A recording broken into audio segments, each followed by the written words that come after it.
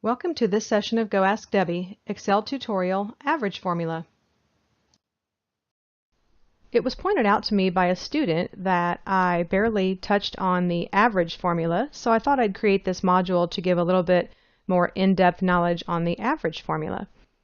So starting with our spreadsheet here, let's say we'd like to find out the average of the revenue, or whatever these numbers are. In our case, we'll call it revenue, per month, based on all these companies. So the average per month, you could actually do the average per company and make a formula toward the end, but yes. But we'll do the average per month. So the average is basically just summing up the whole and then dividing by the number of parts, right? So in this case, we've got a sum here. If we notice on our taskbar down here, the sum is 7 million something. And then the average actually shows here. We talked about that. You can get an average on the fly by just using your bar down here.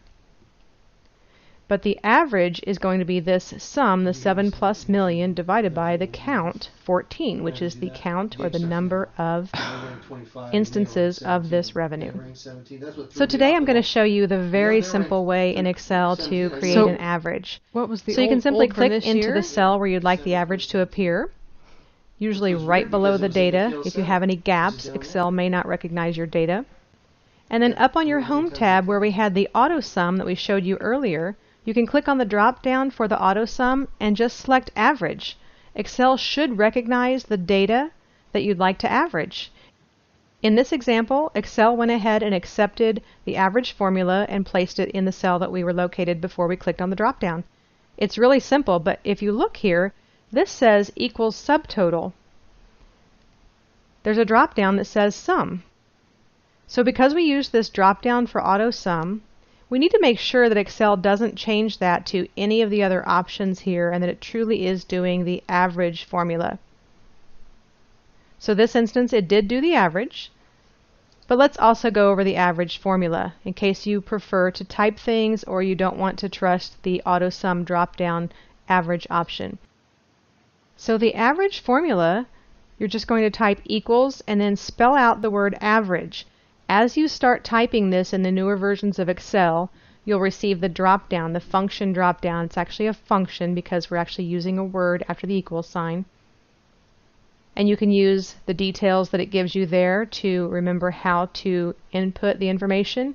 But in this case, we can just do an open parenthesis, and then you can click and drag to highlight the data you'd like to average. In this instance, because we had a header, it recognized the month January. We can close the parenthesis. Most cases, if you don't have headers and or if you have older versions of Excel, the formula is equals average open parenthesis, and then it actually places the cell contents. So in this case, it would be C2 colon C15, which would be the contents of this column. So let's say we didn't have our header rows, and I'll show you that again.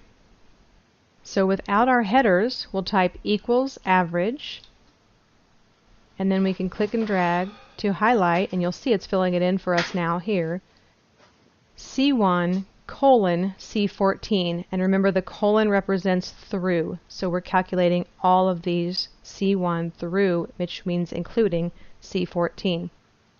And then we can simply close our parenthesis and press enter, and there's our average, just as we had before. It's the 508 plus 1,000. Now, just like we showed in earlier sessions as well, we can copy this formula by moving our mouse to the lower right-hand corner of the cell. You'll see our black plus sign, and then simply click and drag to all the cells. And now, if you notice and move cell to cell, the equals average shows the relative cells that it's going to calculate. And that's the average formula.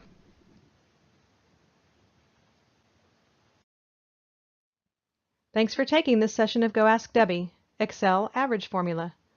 For more tutorials like this, please be sure to subscribe, and if you have any questions or comments you'd like to share, please post them in the comments section below, and I'll be happy to answer or create a tutorial to help you.